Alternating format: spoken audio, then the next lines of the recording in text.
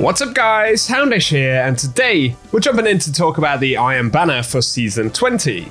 And so as always, the event returns, and we do have a few loot updates for the Iron Banner, so some weapons reintroduced to pools, and new potential perk rolls on them. We'll talk about that, as well as additional rank rewards that we'll be able to unlock with the Iron Banner this time around. And that includes new emblems and shaders, as well of course as gear. And on top of that, Bungie have given us a few additional details about the event, game modes, and what we can expect in Season of Defiance. So we're going to jump in and break it all down in the video. As always, I hope this one is useful, and if it is, a rating below really does help us out. But otherwise, let's get into it. And so before we talk about updated rewards and things like that, Bungie have outlined what we can expect from the Iron Banner in Season 20. And initially, one of the big positives for this season is that we won't be limited to just 2 Iron Banners, but we will be seeing the event return again 3 times each season. Bungie also point out that they did increase Iron Banner reputation gains from winning matches in the final Iron Banner of Season 19. They also adjusted the balance of multipliers between challenges and gear, and significantly increased the multiplier for wearing an emblem. On top of that, in Season 20, players will be able to claim the emblem at rank 16,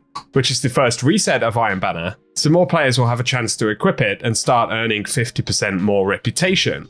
They've also said that for this season, we'll be seeing 3 different game modes for the Iron Banner, so one will be featured each time the event returns. And so initially, for the first Iron Banner beginning this week on the 21st of March, we'll get Iron Banner Control. Then when it returns on week 6, it will be Eruption. And finally on week 9, we'll get Iron Banner Fortress. So it's interesting that the game mode will be mixed up each time the event returns. And they also say they've reintroduced the Joram's Claw Pulse Rifle, as well as Bite of the Fox Sniper Rifle for this season's events. So we'll talk a little bit more about weapons and new perk rolls in just a moment, but as always, Lord Saladin will have a series of rank rewards. There was actually a glitch in the game last week where Lord Saladin showed up very immediately at the reset, before disappearing again, and that's why we have this little clip right here of Lord Saladin in the tower. And the rank rewards this time around will include some of the updated weapons, so Bite of the Fox, and the Joram's Claw Pulse Rifle, but also Gunner's Axe, and the Dark Decider Auto Rifle are going to be featured on those rank rewards. And then there's a new emblem, and this is the Ferris Ferocity emblem. It's a pretty cool one right there, with a Cabal Warbeast featured, as well as the traditional Iron Banner Wolf,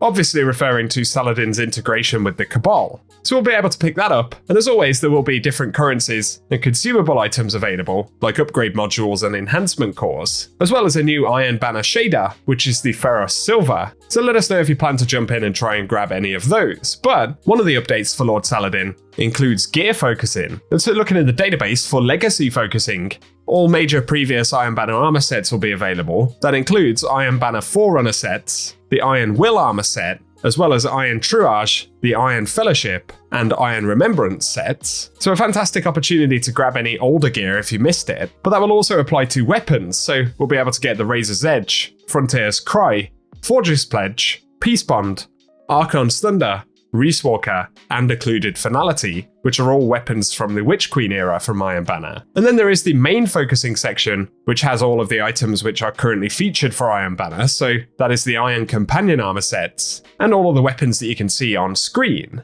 we're going to break down some of those weapons right here, as a bunch of them have been updated. So initially, Joram's Claw right here is a Solar Adaptive Frame Pulse Rifle, and this has been updated with a few different perks for main traits. In slot 1, we have Outlaw, Offhand Strike, Iron Grip, Gutshot Straight, and then Encore and Moving Target as available bonuses, with the second slot able to roll Headseeker, Kill Clip, Iron Reach, and then Frenzy, Golden Tricorn, or Incandescent. So a couple of new perk options right there. Let us know which ones stand out to you. Plus there is Bite of the Fox, and this has got a couple of new bonuses as well. So in the first trait slot, there is Snapshot Sights, Rapid Hit, Firmly Planted, Slick Draw, No Distractions, and Envious Assassin as potential rolls, with the second trade slot potentially able to get Explosive Payload, Moving Target, Opening Shot, Vorpal Weapon, Under Over, or Iron Gaze. And as always, these weapons will have the Skulking Wolf origin trait, and while at low health, Guardian Final Blows with the weapon grant enhanced radar and remove you from opposing radar. Next though, for the Gunner's Axe Shotgun, for main traits there is Slick Draw, Threat Detector, Auto-Loading Holster, Surplus, Hipfire Grip or Moving Target in the first slot, with Iron Reach, Snapshot Sights, Opening Shot, Eye of the Storm, Vorpal Weapon, and Vault Shot as potential roles in the second slot. Another weapon which was updated with Volt Shot last season though is the Dark Decider Auto Rifle, and this is a rapid fire frame arc auto. In the first trait slot, it's able to potentially get auto-loading holster, offhand strike, subsistence, dynamic sway reduction, iron grip, or well-rounded. Then, in the second trait slot, we have Volt Shot once again, but also Gut Shot Straight, Iron Reach, Golden Tricorn, Dragonfly, and Rangefinder. I'd personally be pretty excited to get a subsistence Volt Shot roll or something like that for PvE. The other featured weapons this season though include Roar of the Bear, and we can see top perks right here include things like Tracking Module, Demolitionist, Impulse Amplifier, and Ambitious Assassin in the first trait slot, and that's able to pair up with stuff like Chain Reaction, Lasting Impression, Vorpal Weapon, and even Incandescent, so there are some good rolls right there.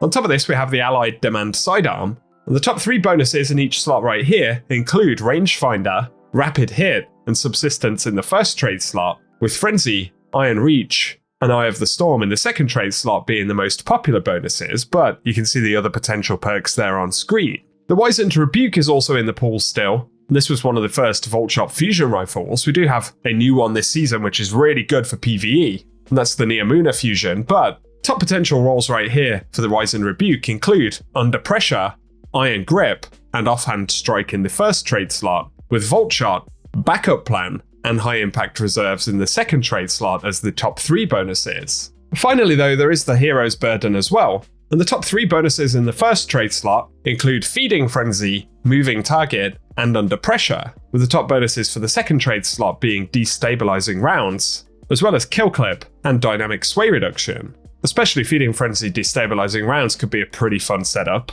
But let us know any of these weapons that you plan to go after, and top perk rolls that you'd love to get on them, or indeed any god rolls that you've already picked up. But for today guys, that is everything we have to break down related to Iron Banner this season.